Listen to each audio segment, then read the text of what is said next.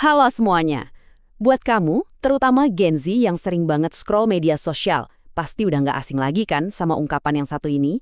Ungkapan yang jadi meme, jadi bahan obrolan, tapi diam-diam juga jadi cerminan kecemasan yang nyata. Yuk kita kupas tuntas fenomena pernikahan itu menakutkan.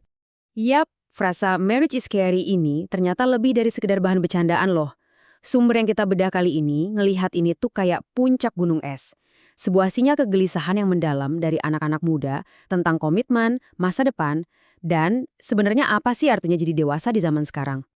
Dan ternyata ini bukan cuma perasaan doang, datanya beneran ada dan mendukung. Data dari Badan Pusat Statistik nunjukin penurunan yang drastis banget dalam 10 tahun terakhir. Bayangin, dari sekitar 2 juta pernikahan, sekarang angkanya di bawah 1,5 juta. Ini bukan sekedar statistik, ini adalah cerminan pergeseran besar di masyarakat kita. Pertanyaannya, kenapa bisa begini ya? Oke, sumber yang kita pakai dalam pembahasan ini mencoba memecah ketakutan ini jadi 4 akar masalah utama. Ini adalah 4 asumsi yang, sadar nggak sadar, ngebentuk alasan kenapa banyak banget yang ragu buat bilang, saya bersedia.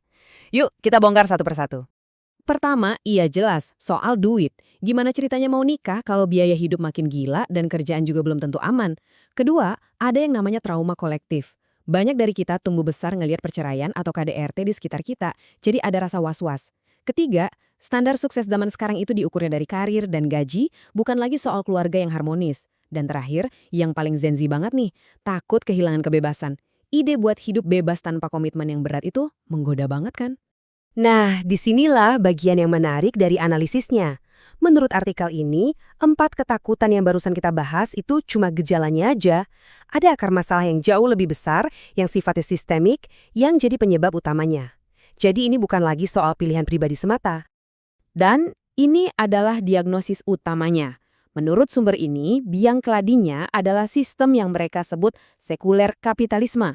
Sederhananya gini, ini adalah sistem di mana tiap-tiap orang harus berjuang sendiri buat bisa sejahtera, tanpa ada jaring pengaman yang kuat dari negara. Nah, kondisi berjuang sendiri inilah yang katanya menciptakan rasa cemas yang mendasar itu. Di sini kita bisa lihat langsung gimana dua pandangan dunia ini benar-benar bertabrakan. Di satu sisi, sukses itu ya diukur dari karir, jabatan, dan pastinya duit. Tapi di sisi lain, artikel ini menyajikan pandangan dari Islam yang mendefinisikan sukses itu lewat keluarga, pahala, dan kemuliaan. Ini bukan cuma beda tujuan hidup loh, tapi udah beda cara memandang hidup itu sendiri.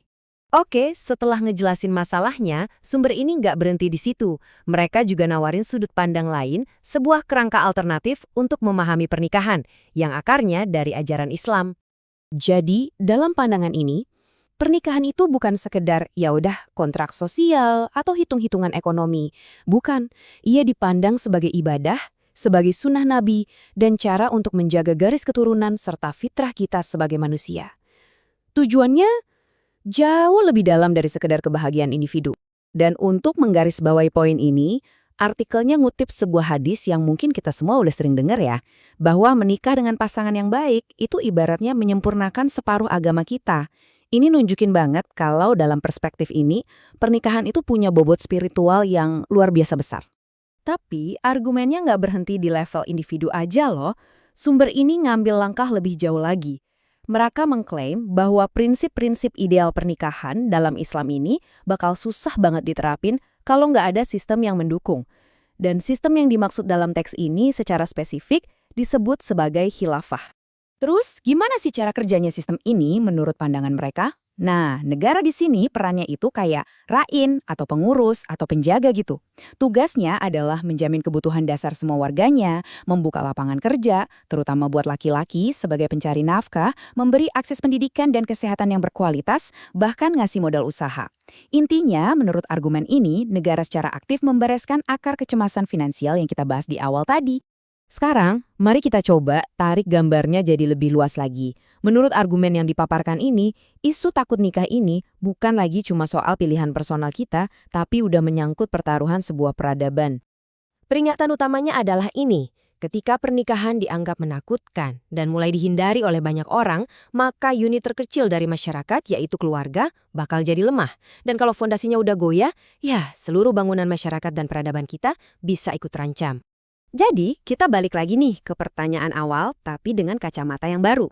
Apakah rasa takut menikah ini murni masalah individu yang solusinya ada di tangan kita masing-masing? Atau jangan-jangan ini adalah cerminan dari sebuah sistem yang jauh lebih besar yang mungkin perlu kita evaluasi bareng-bareng? Pertanyaan ini mungkin lebih penting dari jawabannya itu sendiri. Gimana menurut kamu?